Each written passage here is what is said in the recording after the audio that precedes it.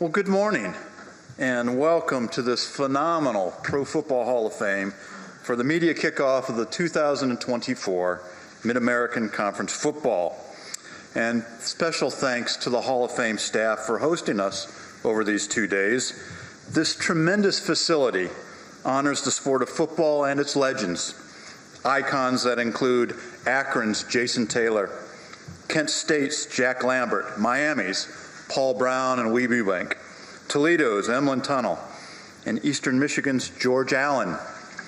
I expect there will be several more MAC inductions in the coming years. And speaking of Hall of Fames, I was so very pleased when it was announced that the Mid-American Conference's all-time winningest coach, Frank Solich, and former Marshall standout Randy Moss had been selected to the College Football Hall of Fame. I look forward to their formal inductions in December. Welcome home to Buffalo's new head coach, Pete Lembo. It's good to have you back in the Mid-American Conference. And also congratulations to Toledo's Director of Athletics, Brian Blair, for being selected for the Sports Business Journal's 40 Under 40 recognition. An impressive and worthy honor for Brian. July 1st marked the 20th anniversary of Associate Commissioner Jeremy Guy joining the Mid-American Conference. I appreciate his efforts in supporting the student athletes and our member institutions. Jeremy, thank you for your service, and additionally, let me thank our entire conference staff for their continued hard work, diligence in support of our membership.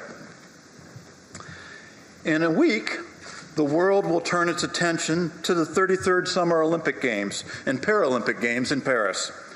7 current or former Mid-American Conference scholar athletes from 5 conference schools representing 6 countries will compete in Paris.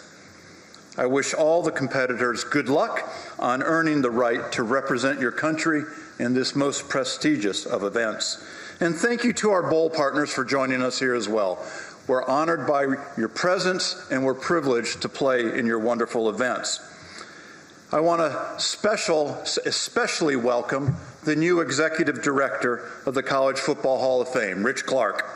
He has quickly transitioned from his prior role as Superintendent of the Air Force Academy and has jumped right in, leading preparations for the CFP to move from 4 teams to 12 teams. And Rich will be available to visit as we get into the remainder of the program. You know, as I think back over the last year, a handful of things jump off the page at me. Toledo's Quinion Mitchell becoming the 14th first-round NFL pick from the Mid-American Conference since 1998 when he was selected by the Philadelphia Eagles. Or Western Michigan's Marshawn Nealand, selected in the 2nd round by the Dallas Cowboys. The message should be evident. Come to the Mid-American Conference, develop and excel, and you will get your chance in the NFL. You can be as good as you want to be right here. In volleyball, Western Michigan went 18-0 in conference play to win the league title and went on to sweep 7th-seeded Auburn in 3 games in the NCAA tournament. Miami won its 6th consecutive field hockey title and defeated Cal in the NCAA tournament, advancing to the round of 16. Akron's Enrique Freeman earned All-America honors in men's basketball while also becoming the conference's Player of the Year and tournament MVP, and was selected in the 2nd round of the NBA draft by Indianapolis. In women's gymnastics, 2 teams and 14 individuals were selected for NCAA postseason competition. In softball, Miami put together an impressive 26-1 conference record, including a record 21 straight conference wins. And Miami's Carly Spade was the NCAA regular season home run leader with 36 home runs, 1 shy of the record that had been set in 1995.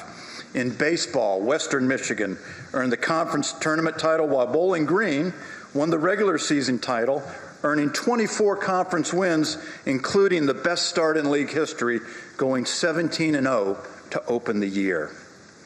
I also think back upon hosting the most successful women's Final Four in history, which is a credit to the growth of the game the quality of the student athletes and coaching, as well as great execution by the combined staffs of the Mid-American Conference, Greater Cleveland Sports Commission, Rocket Mortgage Fieldhouse, and scores of volunteers who spent more than 6 years preparing for this signature event.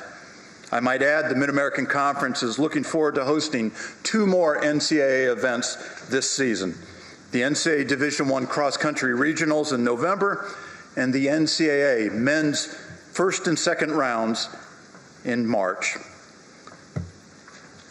I continue to be impressed by our scholar athletes, not only for their hard work and accomplishments in their respective sports and in their fields of study, but for their engagement in the enterprise of intercollegiate athletics. I have previously discussed that our student athletes are active participants in the conference's governance process, one of the few student athlete groups to be so included. This spring, the Council of Student Athletes authored a white paper on the question of whether student athletes should be considered employees. The paper was delivered to Congress and has been well received as it provided the student perspective on this issue, which is what members of Congress have been asking for. The student athletes reported that they do not believe they should be classified as employees. And I believe it is the first student athlete group to take a formal position on this matter. The Council of Student Athletes is currently working on an additional paper on this especially important issue. Our scholar athletes are also engaged in their communities. Issues that will be focused on this year include mental health and self-advocacy, voting and inclusion efforts. I commend the support at the institutional level that has developed a culture which nurtures informed and interested scholar athletes. Regarding engagement with Congress, the Mid-American Conference is one of the few conferences that has been active in Washington outside of the autonomy conferences, visiting with members of Congress and their staffs. We have reached a point where we will need assistance to bring issues to conclusion. Decisions will be made either by the courts or by Congress. The Johnson case is a prime example of this. There was a ruling last week that will send the case back to district court for further review.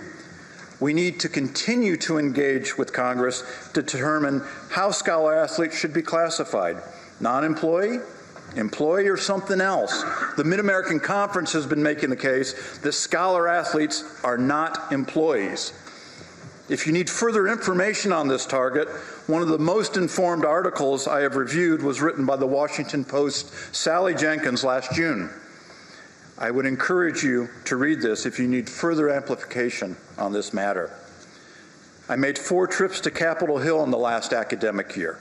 Our membership has an obligation to be active in informing Congress as to what our issues are, and we will do that with our administrators, with our coaches, and with our student athletes. An issue that has received little attention and is approaching crisis levels is the shortage of officials in all sports across youth, high school, and the lower levels of intercollegiate athletics, all of which form a feeder system to provide officials to the Mid-American Conference and others competing in Division I. A high percentage of officials stop officiating within their first 3 years, due in part to the poor treatment by participant and fans. And I would call your attention to just earlier this week, we had an incident in a state Little League tournament where a coach and an official got into a physical altercation. There have been too many stories of abusive behavior directed at officials. Due to the need to facilitate more participation in officiating, the Mid-American Conference is partnering with Officially Human. We look forward to working with the NCAA and a number of other entities who have partnered with Officially Human to cultivate and encourage more people to participate and remain active in sport via officiating, with an emphasis on rules knowledge and mechanics, respect, and sportsmanship. For more information, I encourage you to visit officiallyhuman.com. The Mid-American Conference's Council of Presidents has approved the addition of women's rowing as a championship sport beginning with the 2025-26 academic year. Full members, Eastern Michigan, Massachusetts, and Toledo, will be joined by affiliate members Delaware, High Point, and Temple. The inaugural championship will be held in May of 2026 at Eastern Michigan at its new state-of-the-art Ford Lake rowing course. It is a paradox that in our time of drastic, rapid change, when the future is in our midst, devouring the present before our eyes, we have never been less certain about what is ahead of us. This rings so true. Interestingly, those words were written in 1951 by American social and moral philosopher Eric Hofer in his book, The True Believers, Thought and the Nature of Mass Movement.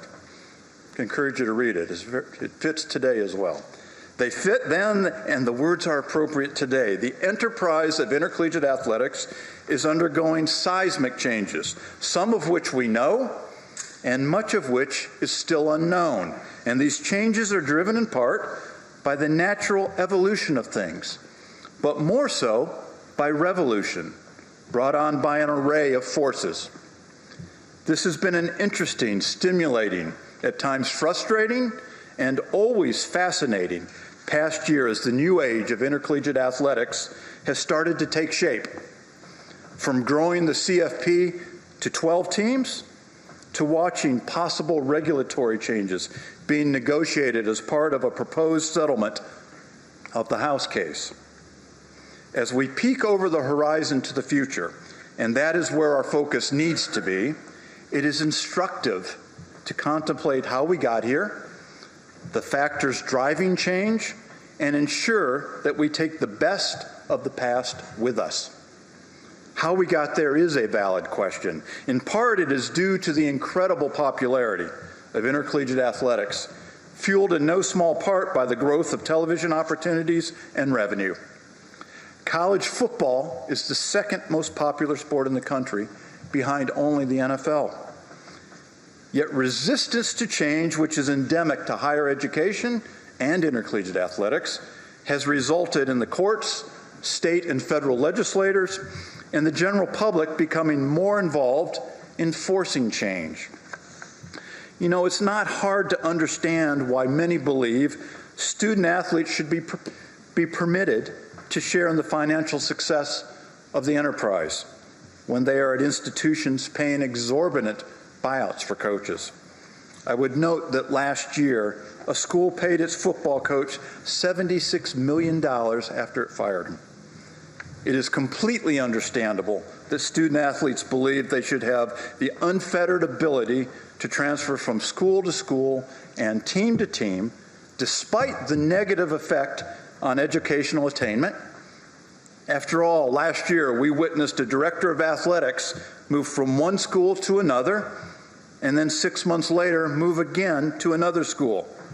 For those of you keeping track, that's 3 schools in 6 months. Or another director of athletics that signed a contract extension and within months moved to another job. I am listening and reading a lot about NIL and other financial benefits for student athletes, and those are all worthy conversations. Yet I am hearing virtually nothing about maintaining and growing the educational attainment of a talented and diverse group of young men and women. We used to take extraordinary pride in graduations, which has seemingly taken a back seat as economic factors have taken priority over educational outcomes. If intercollegiate athletics is to remain tethered to higher education, it is imperative that the participants are in fact scholar athletes, not just in name, but in practice. Few will go on to pro careers, and the ability to earn a degree is invaluable in setting the stage and opening career opportunities for the rest of their lives. The negotiations around the proposed House settlement will have a tremendous impact on the deregulation of rules and implementation of new standards in intercollegiate athletics. Making this challenging is these negotiations are being led primarily by the autonomy conferences, with little or no consultation with others. The NCAA has been acting as a representative of the other conferences, but has been unable to share much due to issues around privilege. It is incredibly difficult for our coaches and our administrators to not only be preparing for this season, but be contemplating the future, having little or no feedback or opportunity for input. That is not a criticism, but is simply a statement of fact. It reminds me of the lyrics from a song from an Alfred Hitchcock movie, originally sung by Doris Day, but subsequently covered by many others, including the Pixies and Sly and the Family Stone. Que sera, sera. Whatever will be, will be. The future's not ours to see. Que sera, sera. While the narrative around college athletics is often one around unfair treatment, dysfunction, and big money, one simple truth remains. For more than 520,000 scholar athletes across all NCAA divisions, with approximately 5,000 competing in the Mid-American Conference, the system works. Through athletics participation, scholar athletes are using their athletics ability to facilitate their continuing education. Through participation in athletics, they learn valuable lessons about leadership, discipline, and overcoming obstacles and challenges. Yet given the move towards revenue sharing, NIL, and possible increases in scholarship expenses, there are real downstream consequences to what is happening within our enterprise. The number of sports sponsored and the level of support for sports could be in jeopardy. As a league, we have not had discussions on this, but if you have been following media reports, numerous autonomy directors of athletics have noted this. It's ironic that here we are, a week away from the start of the Olympic Games, which the vast majority of American participants, approximately 75%, as well as a large number of foreign athletes, are developed and trained through our universities. The United States is one of the only, if not the only, countries that does not provide government funding in support of its Olympic program, instead relying on colleges and universities to underwrite the training and development of our Olympic teams and athletes.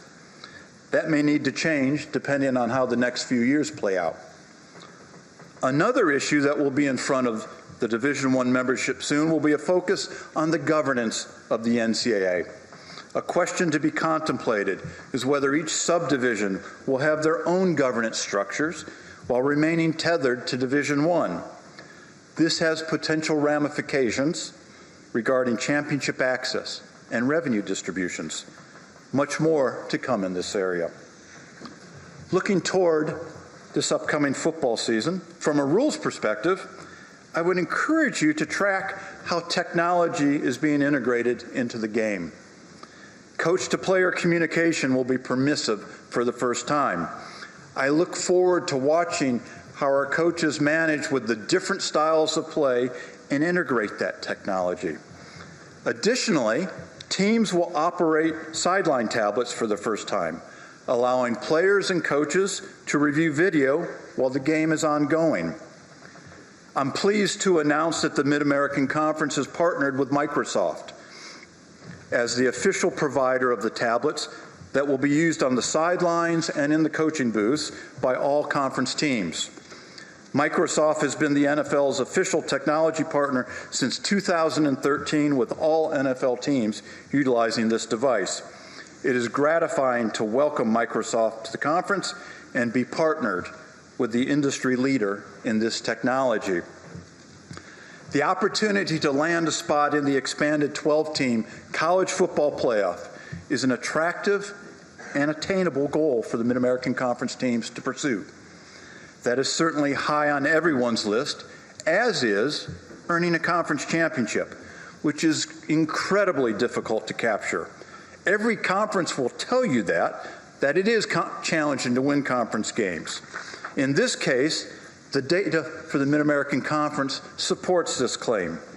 In research conducted by Tom Fornelli of CBSSports.com, examining data since 2014, excluding the COVID year, the data found that the Mid-American Conference had the most conference games decided by one score or less of all Group of 5 conferences and the third most of all 10 FBS conferences. 41.5% of our games are decided by one score or less. Additionally, the conference had the second fewest number of blowouts, defined as 17 or more points, among all FBS conferences and the fewest among all Group of 5 conferences. You know, there are no secrets in this league, and there is little difference in resources among the teams. So the playing field is as level as you will find across all of FBS. That is part of what makes MACtion so compelling. We will look forward to watching the season play out and gather on Saturday, December 7th at Ford Field in Detroit for the Mid-American Conference Championship game, which will kick off at 12 noon and be telecast by ESPN. To our scholar athletes and our coaches, good luck on the journey, and fly the flag. Thank you for your time this morning.